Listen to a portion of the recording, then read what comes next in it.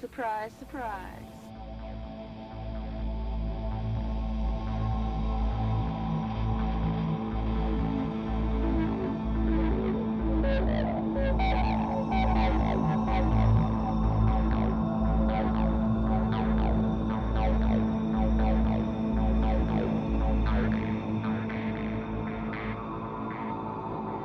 Are you afraid now?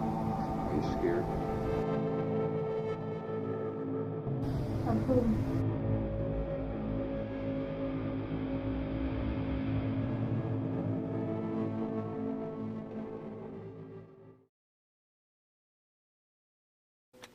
Okay, well, for the purpose of this tape, apparently the tape recorder had stopped and we weren't aware of it for how long?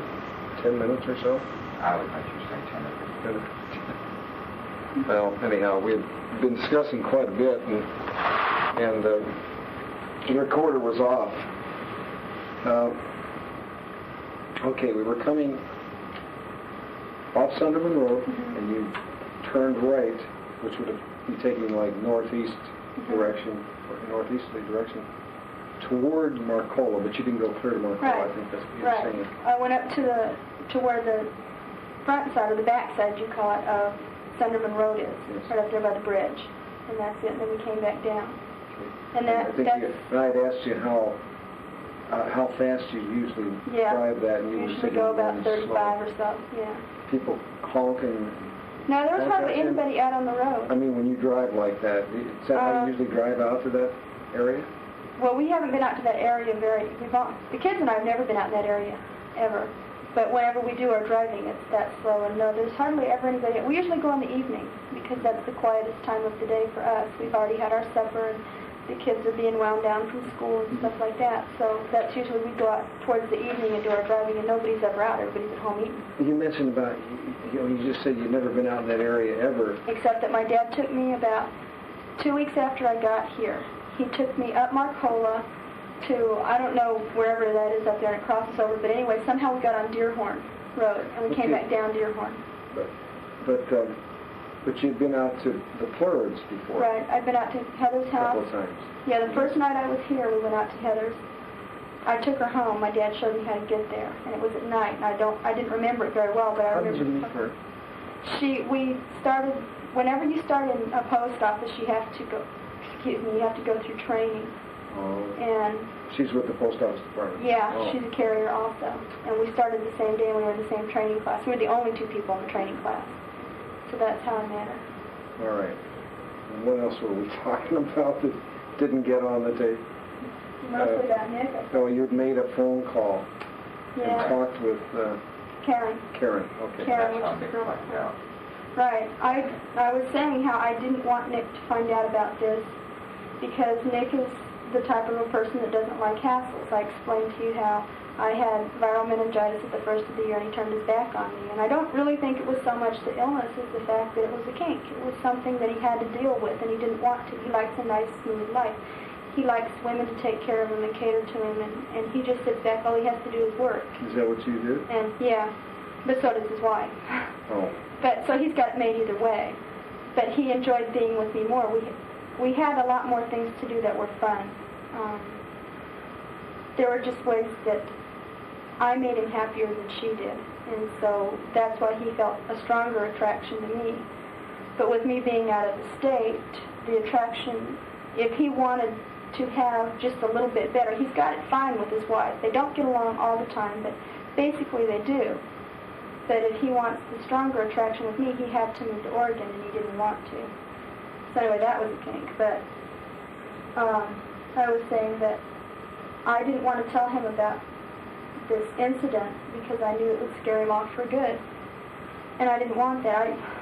I don't know what I had hoped, I guess, just that he'd never find out or something. But how do you not find out when somebody died? But I guess I just didn't want to face him with it. I just didn't want to talk to him about it yet. But I called to talk to some friends about old times and old things and just get your mind off of all the stuff that's happening here. And I talked to Karen. I tried to talk to Chuck, but Chuck was already out on the street. So I talked to Karen, and she said that I should talk to Nick. And I said I didn't know, and then she said, well, he's right here. And so she went and got him and told him that I'd been shot and the kids had been shot. And so he came and talked to me, and he said, well, Diane, you sure did it this time. And I said, what do you mean? And he said, I told you never to stop for anybody on the road. And I said, yeah, I know. What do you do now, you know? And he says, well, I bet you never do it again. I said, you're right, I won't. And there was no real consolation there. He did say, take care of yourself. But he also said, don't come back here, I don't want to see you. And it just really crushed me, because what I really needed was a hand to just hold me and make me feel like everything's not as bad as it is. There was a time once when I was sick, and he taught me how to make a hot toddy. I mean, that's as close as he got, but at least he extended a hand.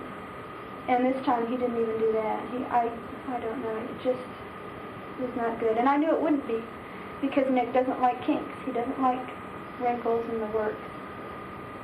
So this morning he was talking to Barbara. I called Barbara this morning to talk to her. And, yes. Barbara. She's the lady at the carrier bar. She hands out accountables to the carriers. They have to take out postage dues and stuff like that. Yeah. Okay. I called her and talked to her, because I had just been talking to Barbara about an hour or two before we took off. I was telling her how great things were, and how the kids and I were going to the park and the river and the beach, and the kids they found some sand dollars and a crab claw and all kinds of stuff. You know, I'm telling her how great things were. And she said it sounds like things are neat. She's ready for a move and all that stuff. And so anyway, I just needed to talk to her again, just to see if she knew what had happened. And so I called her this morning, and she said that Nick came up to the carrier bar, and she said, well, I suppose you heard what happened to Diane. And he said, yeah, I did. And it sounded kind of harsh to her, and so she looked at him like, and she said, well, doesn't it bother you? And he says, I don't know, Barb. I just hope I'm wrong, but I think she did it. And she says, my jaw just dropped down the floor. Couldn't believe he said that. And she says, don't you know how much Diane loves those kids? He goes, yeah, but she loves me too. As if he thought that if I killed the kids, I'd get him or something, which it would be the furthest thing from true, because I know how much he hates kinks. And so it devastated her, and I'm shocked. I can't believe he'd say that. And as I said before, as soon as I'm well enough, I'm going to go to Arizona, and I'm going to ask him why he would say such a thing, why he would even think such a thing. And as I was saying also, the only thing I can imagine is that he went home and told his wife what happened, and she probably said, well, it figures she's that type of a person, because she's done everything else she could to defame me, and this would just be the final piece. And maybe he is just trying to find an easy out. Maybe it's a defense mechanism for him. He has to choose between her and me. He loves us both equally, and right now it's easier for him to stay with her because she's right there in the state. But he also can't deny the fact that he loves me. He never could. When I talked to him the other day, something was said about, he had tears in his eyes. Oh, I know, it was when I saw him. I said, you can't tell me you don't love me, Nick. He says, no, I can't. And he does, and he couldn't deny that love. So maybe this is his way, his subconscious way of saying, hey, I don't love you anymore, and trying to live with it. Maybe if he thinks that I'm really as ugly as everybody is saying that I am, it's easier for him to accept that, and then he doesn't have to make a decision. So I don't know. I don't understand him totally. I used to. I don't anymore. I guess I don't understand him because I can't understand how he could think that of me, because, like I said, think of me as I am, not as people say I am. And you think he's influenced by Charlene? More than one person? Oh, yeah. Really? Yeah. Oh, yeah. Laura. Laura's a clerk, and she despises me. Laura was, I don't know. Laura and I we got along fine as long as I was doing what Laura wanted. But if I did anything, like I said, I'm an independent, outspoken person. I'll say what I want when I want. I was going to say that would be like meeting fire with fire. Right. Sounds like to me. Exactly. So we locked horns a lot. Only Laura had a wicked tongue, and I wouldn't. I would not spread evil gossip about anybody, because that's as bad as stabbing somebody in the back. Whatever you do to their character while they're living is worse than killing them. But she had no qualms about it. And I get along with guys just fine. There are very few guys that I truly respect, totally. But I do like guys. and I get along with them. I like girls. I get along with them. But nobody makes a big deal about the fact that you have female friends. If you have male friends, that's all bad. Well, I had a male friend that was married, and his wife didn't like the fact that he and I would talk. Even though we were working together, she hated it. And she was a friend of Laura's, and Laura decided that this guy and I were having a real heavy-duty affair, which was not the case at all. And so she spread it around the whole post office that Diane is a real whore. People like to believe the worst of anybody. And because Mike and I did talk together, and we'd go out with the guys for a drink after work sometimes and stuff like that, it must have been true to everybody. And so Laura has a way of spreading that gossip around, and it's very sad. And I lived with it. I lived with it for, 2 years I was in Chandler. And I laughed it off, or sloughed it off, or yelled it off. One day, this thing about this one specific guy, I went into work and they were giving me hell about it, and I said, all right, you guys, God damn it, I am not having an affair. I am not sleeping with anybody, and you guys just lay off this person, leave him alone, and quit telling his wife that he's doing all this stuff. It's driving her crazy. And Laura goes, I didn't say anything about that, Diane. I said, I don't care what the hell you're going to tell me. I'll just shut the fuck up. I really yelled at her. And there were about a dozen guys in the office at the time, and they heard all that. And after that, everything straightened up because they finally heard from the horse's mouth that it wasn't true. They weren't hearing the gossip anymore. They were hearing the facts. A lot of gossip around lots of offices. I know. It is. It's true. It's like a big family. It's a waste of time. It is. And it's very dehumanizing. It's not only bad on the people that are being gossiped about, it's bad for the people doing the gossip because it's a sickness and it gets worse and worse and worse. So I won't do it myself, but Laura is real good at it. And we don't Nick, do it. I asked you for Nick, and you said his name was... Robert Knickerbocker. Yeah. Terrible name. When's the last time you go back to see him? About 3 weeks ago. I think it was, yeah. 3 weeks ago. Did you, what was that meeting like? I mean, was it pretty volatile or no, a good meeting? It was real nice. I went out to see him. See, I had been talking to my supervisor. Nick and I were the best carriers in the office. We were fast, we were good, and we were efficient. And he could send us out to do our whole route and then come back in and go out and do a half of another route and expect the same performance. We could be out on the street. Yeah. We'd be out on the street for 6 hours and we'd be doing just great. And so Nick and I were his favorites, his pets. Well, I transferred. Gammy couldn't stop that. But when Nick said he was going to transfer, Gammy said he'd fight that. He's not going to lose both of us. And so after I left, Gammy started telling Nick, no, you've got to stay, you've got to stay, you've got to stay. And so whenever Nick all of a sudden did an about face and decided he was going to stay, I called Gammy, who knew us better than anybody, well, pretty well. He knew Nick as well as anybody. I called and asked him what was wrong. He goes, Nick doesn't like you anymore. He really doesn't want to talk to you. He doesn't want to hear from you. He really doesn't care, etc., etc. I'm going, how can a person that we've been together for a year, how can all of a sudden in a week he decide no, and he doesn't want to see me, and he's afraid I'm going to come back to town, etc., etc. What's going on? So, and his wife had been calling and harassing me. She called my parents, tried to tell my mother what a whore I was. That Charlene is his wife, his next wife. She would write to me and tell me all these. Basically what she was saying to me about me wasn't so bad. Like I said, I can live with that. I didn't like what she was saying about him. And so, anyway, Gammy was saying terrible things, Charlene was saying terrible things. And so I decided to go back and find out from Nick. Cam or Diane 310 window, please. What was true and what wasn't true. Yeah, that's still going? It's still going. Okay. So I went back out there. I borrowed Chuck's car. Chuck is a sweetie, and he's a real good friend of mine. And I called him up that morning. I said, hey, Chuck, can I use your car? And he goes, where are you? And I said, I'm in town. Can I use your car today? And he goes, sure. Keys are in the ashtray. Take it. And so I did. And I went out on the street. And first I went and I saw Chuck. And he gave me a big hug and a kiss and said, boy, I miss you, Diane. I wish you'd never left. And I said, yeah, me too sometimes. And then I went... Why did you leave, by the way? Okay. I left because my parents have been trying to get me to transfer up here for 2 years because of the grandkids. And I've been putting it off and putting it off because of Nick. Nick and I have been together for a year. For the first year, I was pregnant with a surrogate baby, and as I said, my parents, they don't really like it.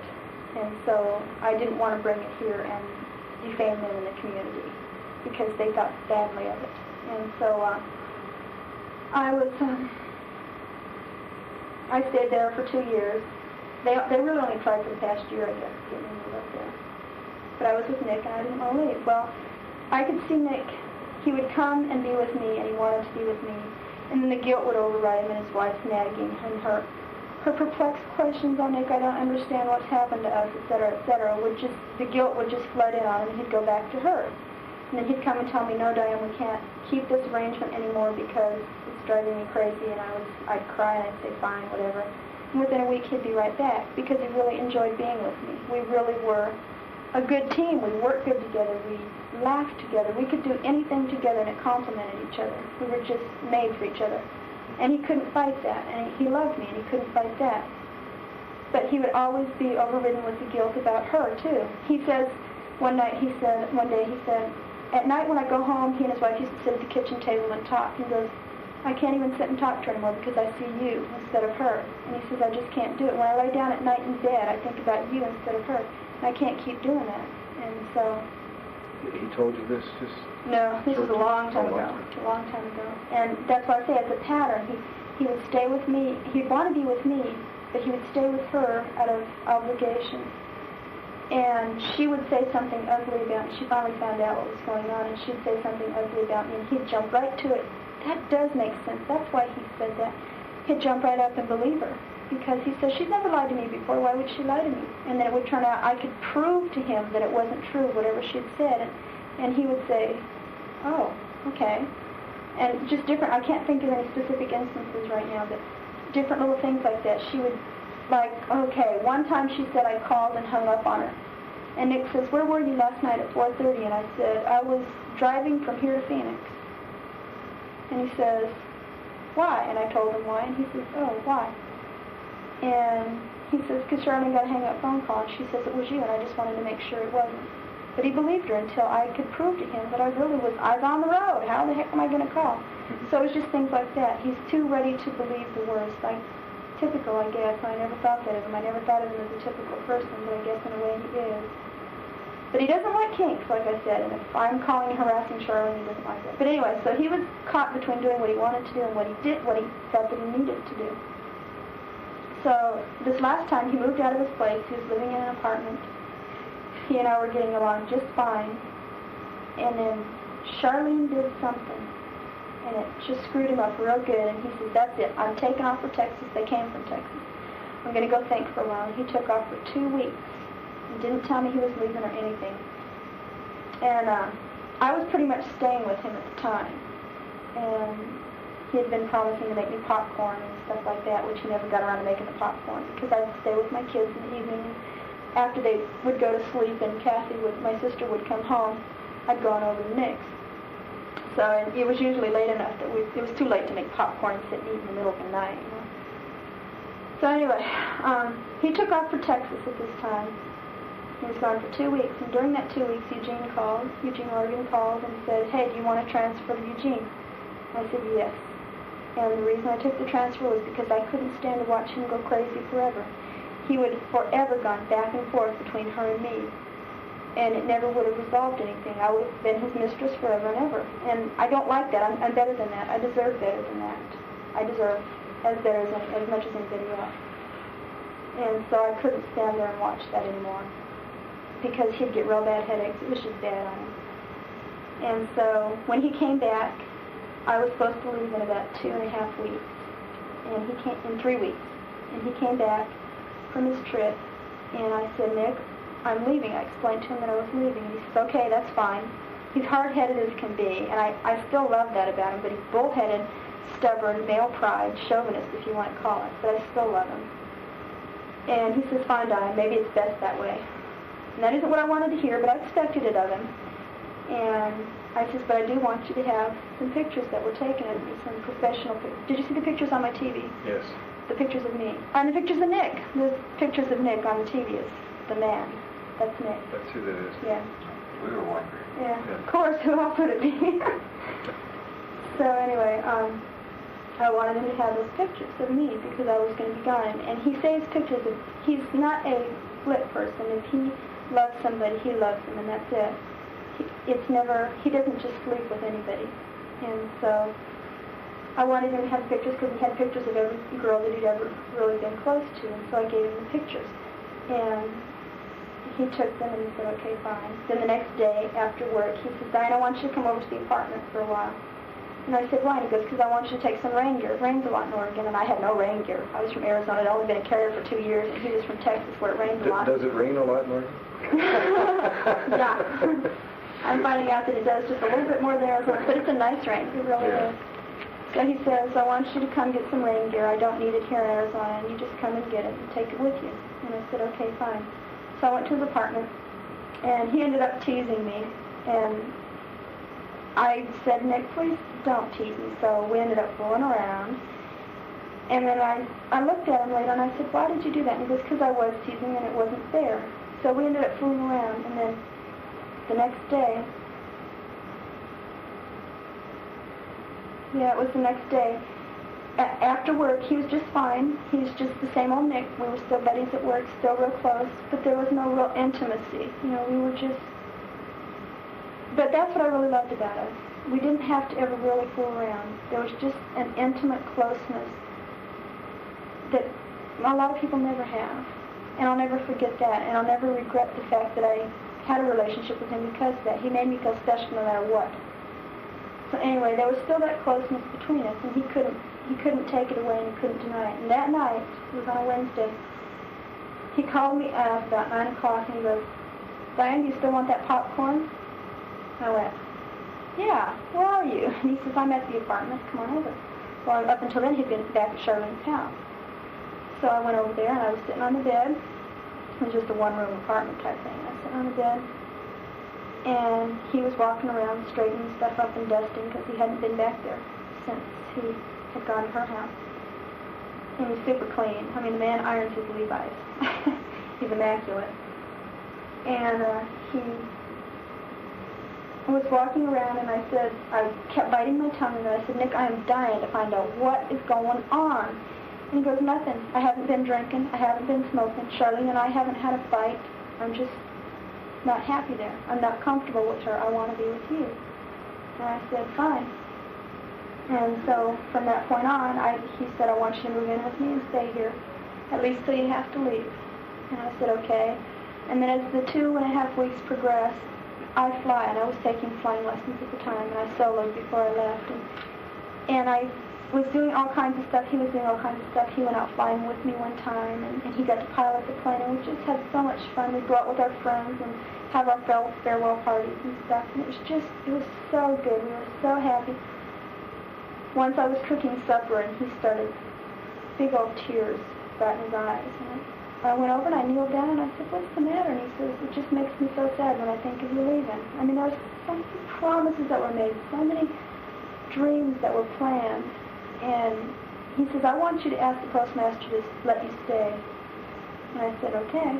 And he had this gold chain that he's been married twice.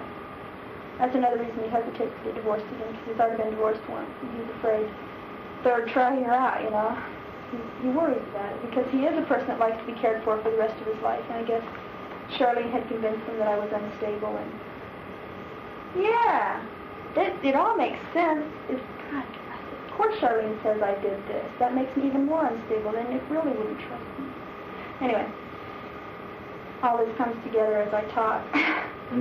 I'm sorry, things in my mind come out. That's fine. Okay, so he had this chain that he got from his first wife. She bought it for him, and she was a real bitch. And he got real mad at her one time and ripped it off and threw it at her, because she would always throw it up and say, well, look what I did for you. I bought that chain. It was $150 or $200 or whatever. And look what I've done for you, and you're doing nothing for me, et cetera, you know. Yeah, that's exactly what he thought. Big deal. Big deal. So he ripped it off and threw it at her and didn't put it on until he was getting his divorce. And then he put it on, and he's worn it ever since. Well, he and Charlene had a real big fight a few months ago, and she ripped it off, gouged a big hole in his neck, and broke it. And that's the second time it had been off in his life. And she went and got it fixed and apologized and everything, and he put it back on. He's the only person that's ever worn that chain. It's only been off those 2 times. And when I was there at the apartment one night, I wear 2 gold chains with a diamond on it. And he goes, take that shit off your neck. And I went, what? My gold and diamonds? He says, yeah, take it off. And I took it off, and I said, all right, why? And he goes, because you're going to wear this. You're next woman. And I said, okay. And he took his chain off, and he put it around my neck. And if that isn't love, I mean, the chain that's never been off his neck except in 2 heated battles, there's nothing. There's so many promises and so many deep feelings. I know he really cared. Did he take that back? Or? No. He did ask if I would send it back. And I said, I can't take it off, because he told me, don't you ever take that off. When I went back to Chandler this last time to see him, that's what we were leading up to, his attitude. When I went back to Chandler this last time to see him, one of the purposes was to find out who was lying. Was Gammy and Charlene lying, or was my heart lying? Was all the things that Nick and I did together, all the happiness that we had, was that all just a lie, or does he really love me? And maybe he's trapped there for a reason. Like I said, Charlene's family has money. Maybe he's afraid of being stuck. I don't know. He has admitted that. He says, what if they stick me with all the bills and you get nothing? What if she gets a huge amount of alimony and we've got nothing, and stuff like that? He's afraid of money and power, and her family definitely has that. And so I had to know for myself who was lying, Gammy and Charlene or my heart. And so I went back there and I saw Nick. And I just walked up and I said, hello, Nicky, how have you been? And he said, fine. What are you doing here, Diane? And I said, I just talked to him. And I said, this chain is not my chain. I don't care if it's $500 worth of gold or not. It doesn't mean a damn thing except the love that you put around my neck. And it's not mine. It's not mine to keep. And if you don't want me, to be Nick's woman anymore, then I shouldn't have it. And I said, I want you to have it back. And I tried to take it off, and I still couldn't. I said, I just can't do it. Will you please unhook it? So he did the clasp, and then I took it out of his hand, and I said, I'm going to do the same thing to you that you did to me. I took it out of his hand, I put it on his neck, and I said, you wear this because I love you. And we talked, and he wrote to me. He's only written to me once, when I first got here, before Charlene started lying. And he wrote me a neat letter. He says, what we had was so special. We never even had to fool around. There was just something between us that was so good, and I can't wait till I'm there and we can do it again. Something along those lines. But he was saying how special everything was. And I said, with that letter, you can't tell me you don't love me, Nick. He goes, no, I can't. But it can't be, Diane. You're over there and I'm over here. He says, the only way we could be back together is if it was the way it was before. And no, he said, no, I said, you're my very best friend. And he goes, no, it can't be. And I said, why? And he says, it can either be the way it was before or not at all. And I says, don't use a slip of the tongue. Don't tell me I can move back to Arizona and everything will be like it was before if you don't mean it. And then he caught himself and he looked at me and says, no, it can't. Don't come back to Arizona. So it was all I needed to know was that he loved me. I don't want to possess him. I love sharing my life with him, and there were so many promises that were made, but I don't want to possess him. All I wanted to know is that he loved me and that our love wasn't a hoax. He wasn't just playing me on. Because that would just devastate me, because he's the only man I've ever truly respected 100% and never doubted once. And that would just kill me if he did, and he didn't. And that's all I needed. And I went home and I was so happy, and I told my parents, Nick loves me. Whether he's here or not, it doesn't matter. He loves me, and that's all I needed to know. And my mom says, you really shouldn't worry about it. Nick is a smart man. They really like him. My mom said, Nick is a smart man. For all you know, he's getting a divorce right now, and he's making your name finally look good for the first time in that post office. Everybody said the reason he and Charlene weren't getting along was because of me. Well, it just so happens he and Charlene weren't getting along for 2 years before he even met me. Had nothing to do with me. You can't ruin a good marriage. And so my mom says, just play it cool and let it go. And now with this, it'll never happen. Never. Let's check that. So far, so good. Yeah, it's still going. Well, we've just about run out here. Told you I'm windy. I'm sorry. I think we ought to take a break? Take a little break. I've got to walk down the hall, and you probably might like to do the same thing. We'll leave you here for a while. See, the time is 15:25 hours. Turn this thing off and go on.